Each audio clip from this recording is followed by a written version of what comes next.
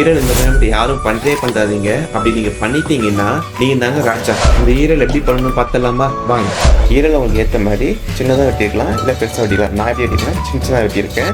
இதில் chicken mutton ஈரல் சேர்த்துருக்கேன். அதுக்குள்ள உங்களுக்கு ஏற்ற மாதிரி கடாய், பேன் இல்லை பொரிக்காய் சட்டி எதுனாலும் வச்சுக்கலாம். பீஸோட பிறகு நான் கொஞ்சம் எண்ணெய் ஊற்றிருக்கேன். நீங்கள் எவ்வளோ நாள் எண்ணெய் ஊற்றிக்கலாம். அது கூட கடுகு போட்டு பொரிஞ்சு வந்த வேண்டிய சேர்த்துக்க வேண்டியதான். ஒரு 5 நிமிஷம் ஆன பிறகு ஈரல் இந்த கலருக்கு மாறும். அப்போது நீங்கள் இந்த புரட்டி வெட்டுக்க வேண்டியதுதான். புரட்டி விட்ட பிறகு நமக்கு டிஷ்ஷுக்கே தேவையான உப்பை சேர்த்துக்க வேண்டியதான். அது கூட ஜீரணத்துக்கு தேங்காய் தூள் சேர்த்துக்க வேண்டியது. அதுக்கப்புறம் இந்த பக்கம் ஒரு பரட்டை, அந்த பக்கம் ஒரு பரட்டை, அது போதுங்க.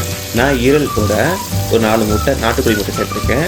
நம்ம இந்த டிஷ்ஷுக்கு எந்த கோழி முட்டை தான் சேர்த்துக்கலாம். முட்டையை சேர்த்த பிறகு நல்லா மிக்ஸ் பண்ணி விடணும். அதே போல் இந்த டிஷ்ஷுக்கு தேவையான உப்பு நான் ஆல்ரெடி சேர்த்துட்டோம்.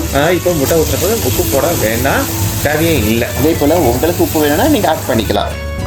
முட்டை ஒரு 3 நிமிஷம் கழிச்சு இந்த மாதிரி வெந்து வரும். அப்போது நீங்கள் கொத்தமல்லியை போட்டு இறக்கி வச்சிட வேண்டியது தான்.